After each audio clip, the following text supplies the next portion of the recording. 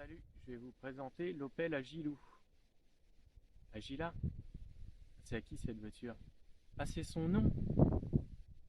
Oh là là, c'est un peu nul. Bon, j'espère qu'elle est agile alors. Elle est pas magnifique? Une vraie voiture de sport. Elle est rouge, comme une Ferrari.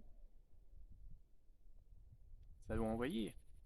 Allez, on fait un petit peu le tour de la bête. Cette Opel Agila était aussi vendue sous le nom de Suzuki Splash et aussi d'autres noms dans d'autres pays. Alors, dire que c'est vraiment une voiture allemande, non, puisque elle est aussi allemande que japonaise. La japonaise était presque identique. L'Opel a tout de même sa petite face avant, un peu plus typée Opel, mais dans l'ensemble, elle est très très ressemblante. Alors c'est un mini-space. C'est une citadine et à la fois un monospace hyper compact, un peu comme la Renault Twingo d'un sens. On trouve 4 portes plus un haillon, 4 portes plutôt très grandes. Alors, très pratique quand même. À ce niveau-là, rien à dire. On rentre dans la voiture très facilement. Notons la découpe pour faciliter l'accès à bord à l'arrière.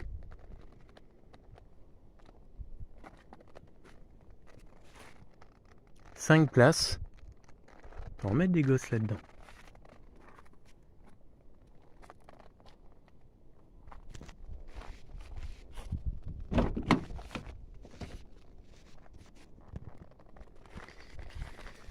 À l'avant, on a un peu l'impression d'être dans une fourgonnette. Alors on est en hauteur. C'est pas comme un SUV, mais quelque part, certains apprécieront.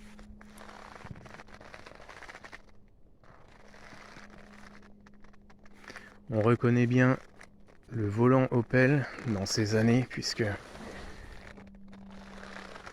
le volant ressemble un petit peu à celui de l'Opel GT. L'intérieur est plutôt joliment dessiné pour ce genre de véhicule. Les plastiques sont de bonne facture, par contre, c'est des plastiques. N'attendez rien de plus. Tout est en plastoc. On n'a pas de rembourrage.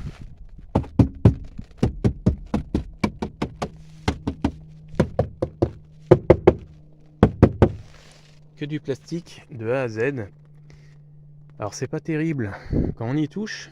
Cela dit, peut-être que ça vieillira très bien, voire très très bien. Cette voiture a déjà une quinzaine d'années.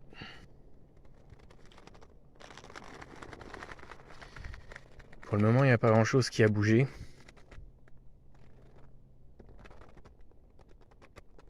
C'est sorti en 2008. Le design n'a pas particulièrement vieilli. On trouve un contour assez rigolo qui s'est perdu sur le tableau de bord. Ça fait un peu joujou.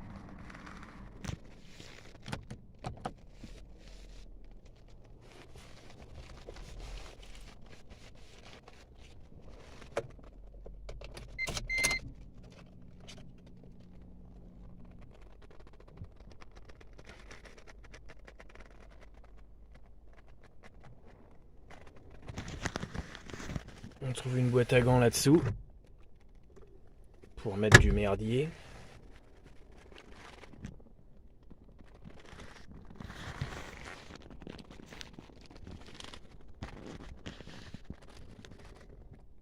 Boîte 5, on va dire moyenne. C'est pas une référence, mais dans l'ensemble, je trouve que c'est plutôt pas mal. Les vitesses passent relativement bien. Le seul petit défaut que j'ai constaté, c'est que quand on avance à 10 km à l'heure, on ne peut pas vraiment remettre la première. Jauge à carburant digital, pas d'aiguille, on a la température extérieure et puis l'heure. Alors compteur 200, mais c'est relativement optimiste, hein. Faut pas trop rêver, hein. On n'ira jamais à 200 avec ça. À noter qu'il n'y avait pas de version sportive sur cette superbe voiture ultra sport. Alors c'est un modèle sport parce que elle est rouge. Alors voilà pourquoi c'est le modèle sport. Porte-lunettes, dis donc. Oh. Que de gadgets, d'équipements et d'options incroyables. Oh là là là là. Quelle belle voiture quand même. Absolument incroyable. Une radio qui n'a pas de puissance, mais une radio quand même. Qui fonctionne en plus, hein.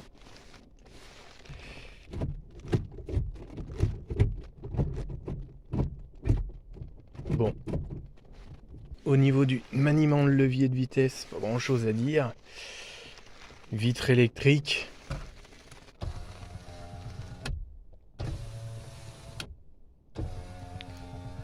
Ça baisse et ça descend relativement rapidement, pas grand chose à dire de spécial à ce niveau-là.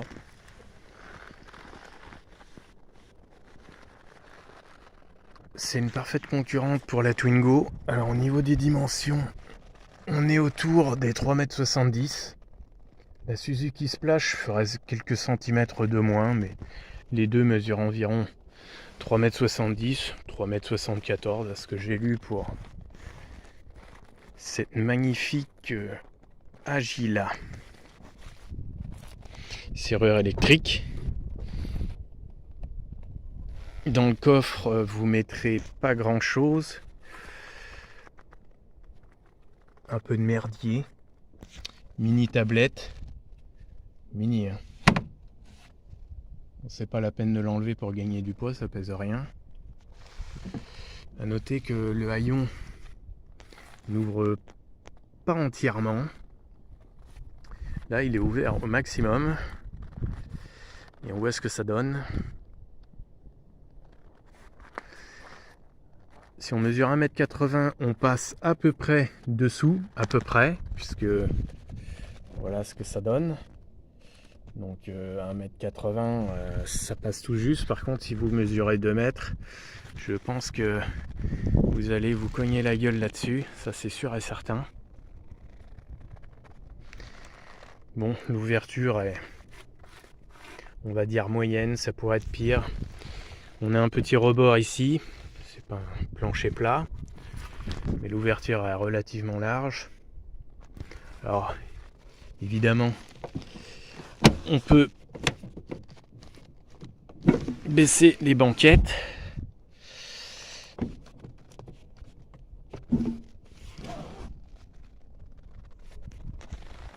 On obtient un truc à peu près plat. À ce niveau-là, on peut charger. Une fois que les banquettes sont rabattues, on peut charger, il n'y a pas photo.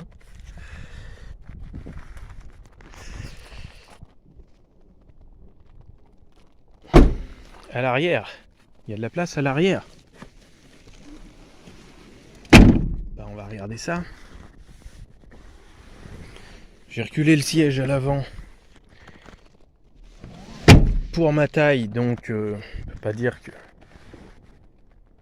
le siège soit reculé ou avancé. J'ai un peu de place au niveau des genoux.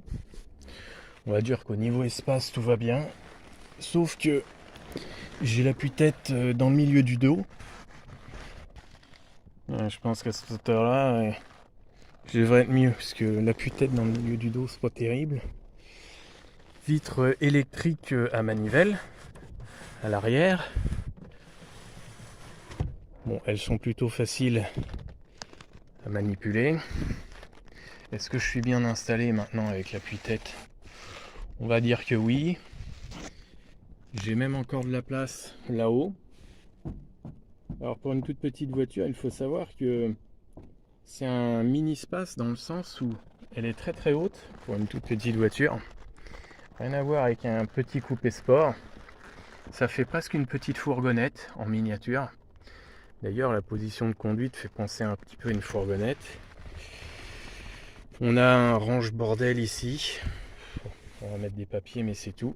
Ici, il n'y a rien parce que bon, déjà ça coûte cher, alors deux, vous imaginez.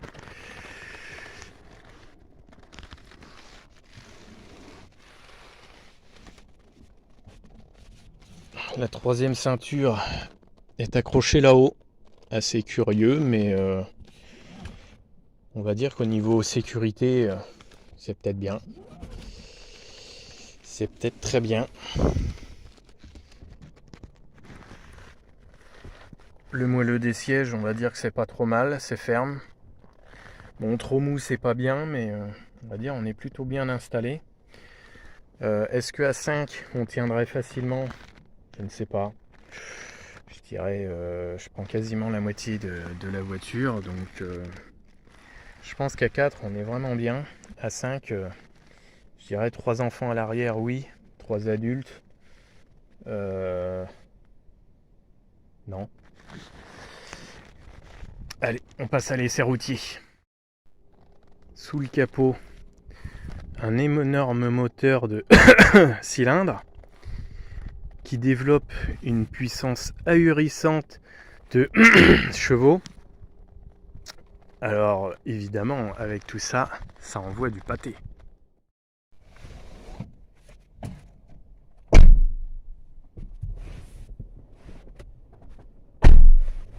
Allez, on y va. Alors, oh, ce démarrage.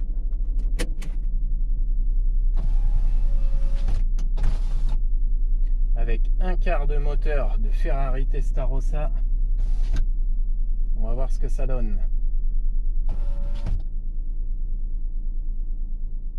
Impressionnant, hein? Cela dit, on n'a pas beaucoup de vibrations à ce niveau-là, pas grand-chose à dire. On peut pas trop critiquer. Le moteur tourne relativement rond, à peine 1000 tours minute. Relativement silencieux au démarrage, au ralenti.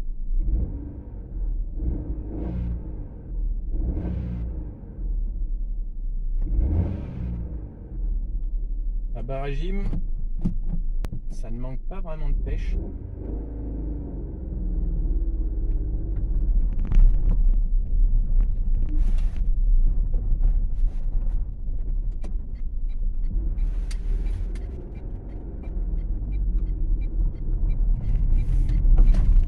Sachant que c'est une petite citadine, évidemment, j'ai envie de dire,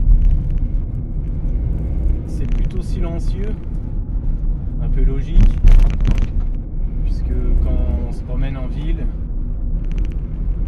une citadine doit être silencieuse pour ne pas réveiller tous les voisins dès qu'on démarre, et puis même pour traverser les villes, une citadine se doit d'être relativement silencieuse, qu'elle soit équipée d'un gros moteur ou d'un tout petit moteur.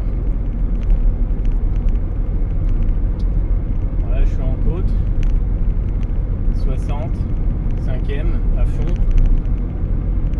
Je prends pas de vitesse du tout, hein. Là je suis à fond. Là je suis toujours à fond, 65, on est sur du plat, 70. Bon, en 5ème, il n'y a pas photo, hein. C'est une tortue. Mais bon, c'est une version économique, écrit EcoFlex.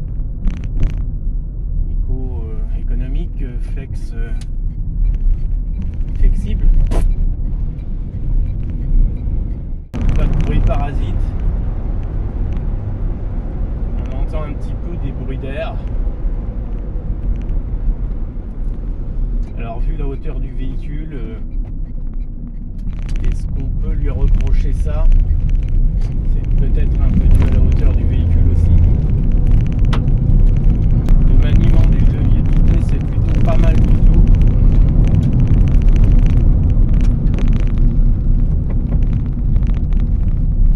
Les débattements sont plutôt assez souples.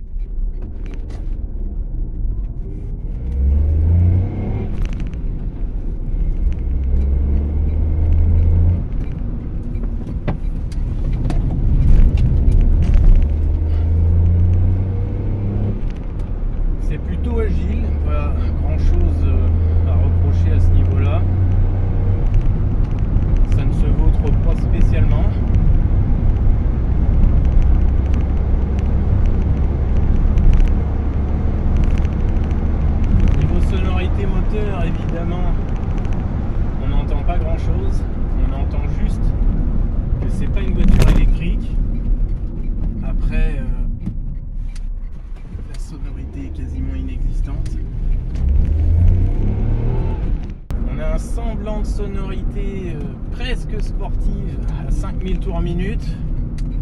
Et qu'à peu près que là où on commence à entendre un petit peu le moteur.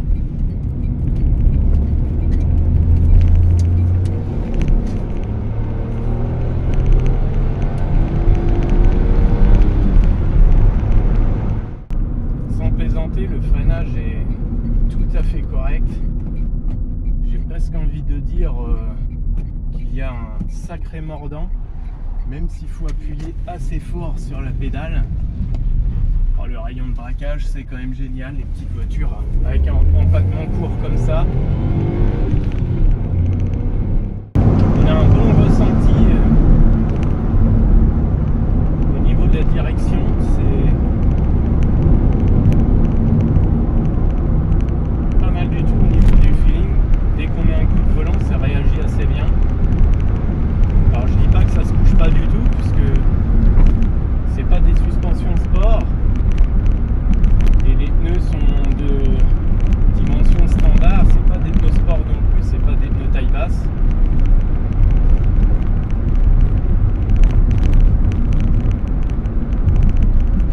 Le moteur n'a pas de pêche du tout. Et quand on pousse les rapports à fond, on va dire qu'on n'a pas de mal à s'insérer dans la circulation.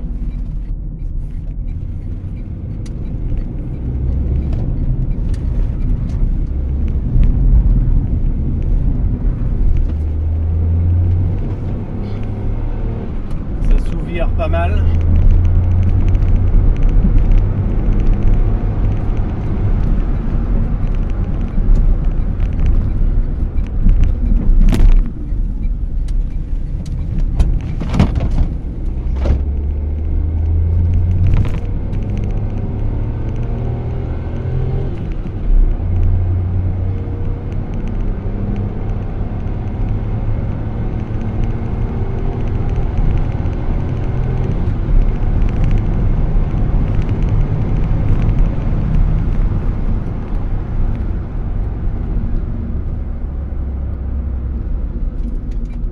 Du véhicule, c'est d'emmener des gosses à l'école. Super pratique avec les grandes portes à l'arrière.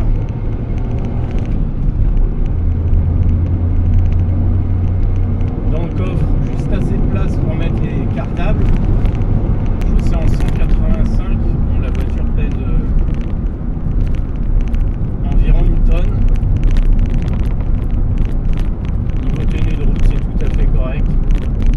Avec une voiture aussi haute, on peut s'attendre à ce que ça tienne pas trop la route, à ce que ça se vautre totalement. Je trouve pas que c'est une catastrophe à ce niveau-là. C'est plutôt bien.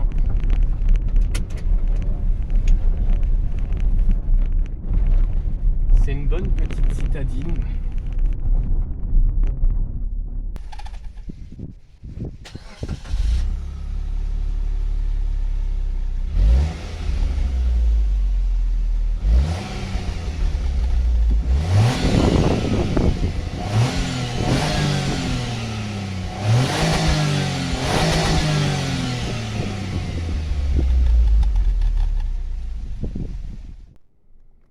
Quand on roule vitre ouverte à l'avant, je dirais conducteur, on a beaucoup de remous d'air. C'est quand même pas très agréable. Même quand on roule à 80-90, c'est plutôt désagréable. Alors si on roule à 50, ça va.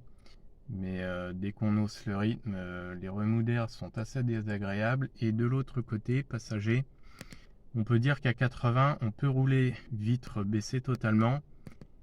C'est supportable, mais on entend déjà des petits remous d'air. Alors à ce niveau-là, c'est pas top. C'est peut-être dû un petit peu au gabarit du véhicule. À voir après peut-être certains éléments du véhicule.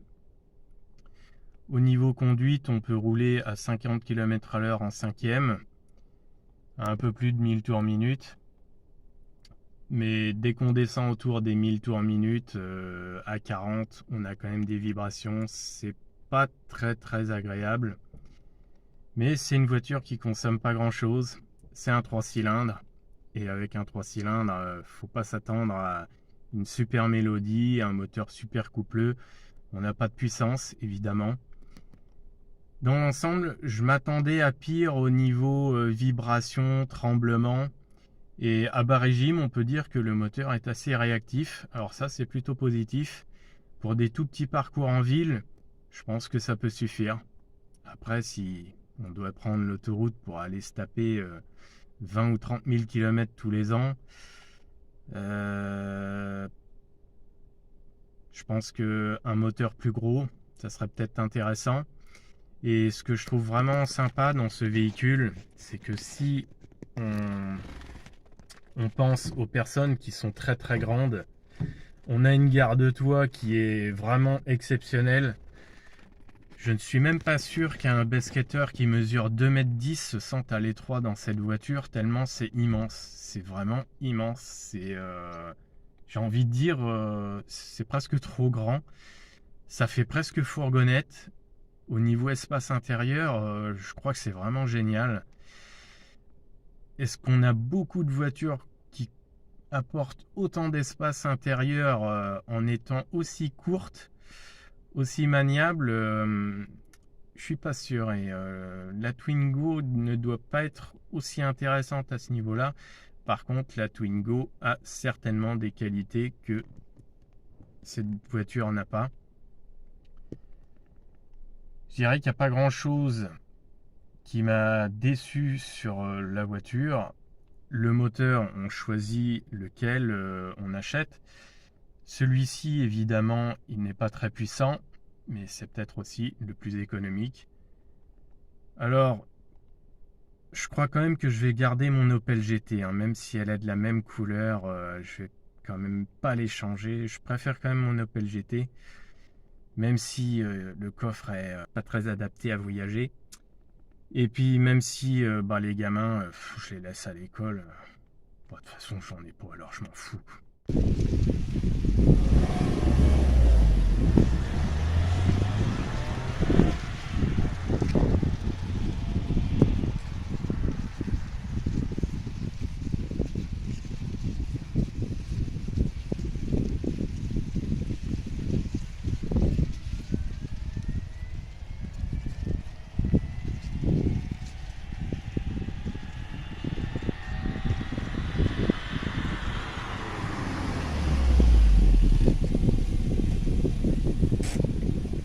J'allais quand même pas vous oublier.